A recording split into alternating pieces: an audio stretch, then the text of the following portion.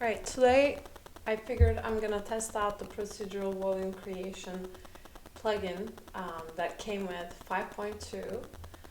It reminds me of the old ones a little bit, but first things first, just a blank level, you just put a landscape, those are the things we need.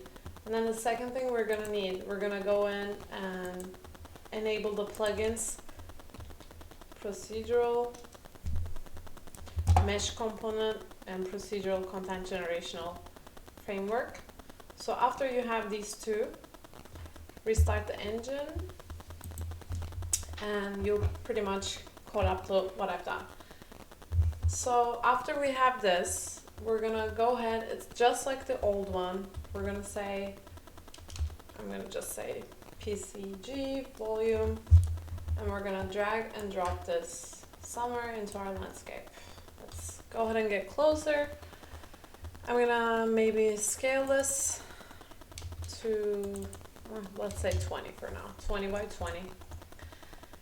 So now what we have is a brush component and a PCG component. Brush component is basically gonna get what we give as a graph to the PCG component, and it's gonna spread it around using the brush system.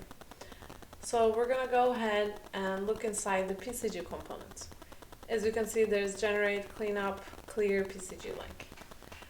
So this is basically the framework that recreates all of that procedural environment work. What we need is sort of a table of elements. We're gonna go and I've already created some here, and we can take a look at what it does by clicking and generating. It's your regular procedural tool, very similar to what we used to have the foliage, procedural foliage generational tool. So we're gonna go ahead though and create a new one, and it's a good practice for me as well. I'm just gonna call this one rocks, and I'm gonna put it on side. Well, actually I have rocks. I'm gonna delete that. And I'm gonna call this one rocks. There we go. So I go ahead and go inside, and it looks like some sort of a blueprint editor. It's quite simple. I played around with it and I've done a lot of mistakes already, so I kind of figured it out. Once you have a landscape, you can go under and then find your landscape or landscape height. I think we can generate it in other actors and surfaces, but I'm gonna go ahead and use the landscape for now. One mistake that I was doing that you could be doing too, instead of selecting a sampler that is a surface sampler, which, you know, I want it to be contained within my box, I was selecting a point sampler, and that was sampling everything in the landscape height. So I'm gonna go ahead and actually select the surface sampler for now. I haven't tried the spline one yet, but I'm guessing it's somewhat similar. So I connected my landscape height. Landscape involves a lot more data. So we're just gonna go ahead and try it with the height. That's kind of all we need right now. Once I have this, obviously we're not seeing anything, we didn't determine any meshes for it. We're gonna go ahead and generate. It's gonna think about it for a second. Well, I think it already did. I want to be able to see what kind of points this is creating before I throw in a bunch of heavy meshes into it. So I'm gonna right click on this and I'm gonna inspect it. And I'm gonna go ahead into the debug window and I'm gonna select this particular volume. As we can see, it created 99 points for me. How can I visualize those? By going into debug. There you go, that's pretty cool. So now I can play around with it if I wanna have more. As you can see, I can't have more because the point extends. I can make the point extend smaller. That's like the bounding box around them, so it creates a bit of space between them. I need my space, says the boxes. And we're gonna go ahead and try the looseness. That's basically squeezing them together. They're just, the more loose they are, the more they're chilling. with a lot of separation. So this might work for us. And then now we can go ahead and actually make this more.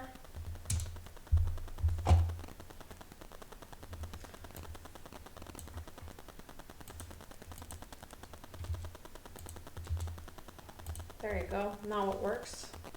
We're gonna kind of take a look at how to randomize the sizes of these as well.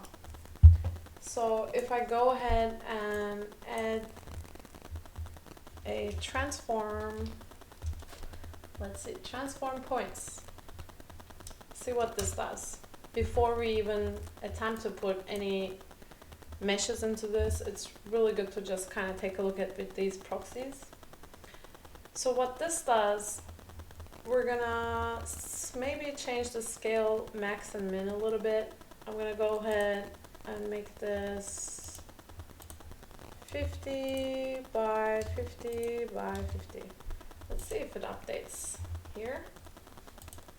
I think for this part, this is good to know, we're gonna need to actually see our meshes to see the difference. Let me go ahead and unclick the inspect and debug. I could just do that with hitting the keyboard D.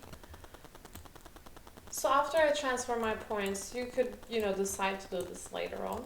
I just put it now because we're experimenting and playing with it. We're gonna take the out points and we're gonna spawn some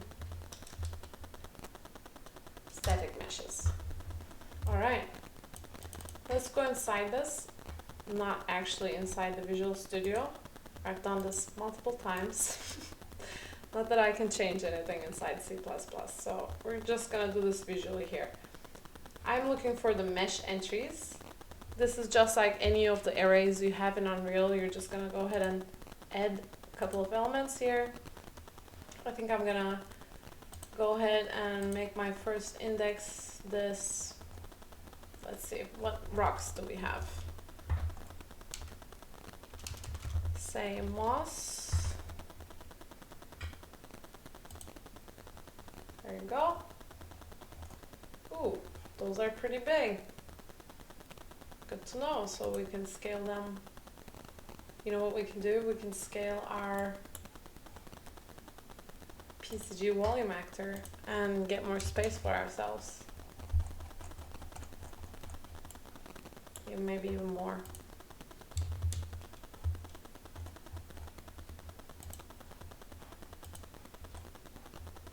Okay, that's a lot. I think, though, let's go ahead and add the second one. The same moss again. I'm gonna go ahead and bring this guy in. So, one thing to notice here, you're gonna see the weights. That determines how many of these show up and get spawned.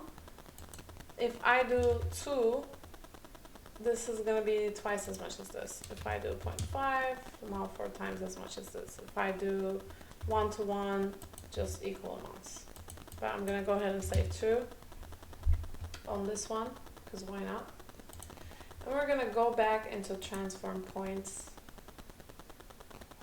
Actually, maybe inside the surface sampler, and make the point extends to 100, so they're less. And I'm gonna put this to 0.1. Looseness, change the C to 5. And let's see, let's go back to our transform points, and we're gonna make the scale min 1.5, 10, there you go, getting somewhere. My goodness, camera speed, just want to select it.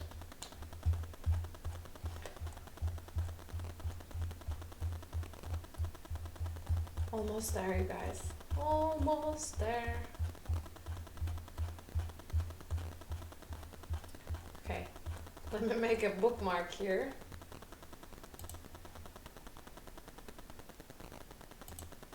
So if I hit a silly key, I can come back. So let's go back and check out the weights again. It'll be much easier to see. If I do this at 1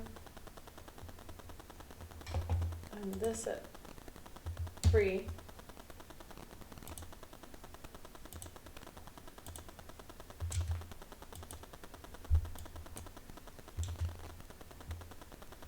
most of it is just these guys. Oh, this is it. There you go. Okay, now very cool.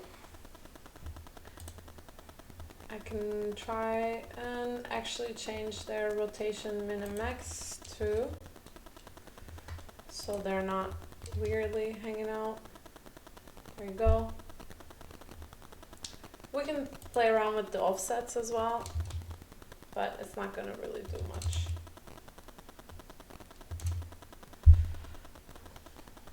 But yes, this is kind of the important area for, you know, how loose you want them, if you want them to look more random, and obviously think of it as a big scale when you're creating big mountains or something like this. You probably want them a lot looser. And points per square meter, you can, you know, up this and go ahead and change every other setting according to it. So that's it. No Visual Studio, thank you very much. You can go away. Yeah, this is, so the cool part about this also, one thing I've discovered, now I want to go back and click on my actor. If I move it, just like in the video, it's gonna react to everything that it sees inside the world. So if we had another volume in here, let's try it. Bring it here, and we'll call it 20 by 20. And then maybe we're gonna intersect it a bit. See what happens. We're gonna bring in our forest. Hardly a forest, I just used generate. There we go.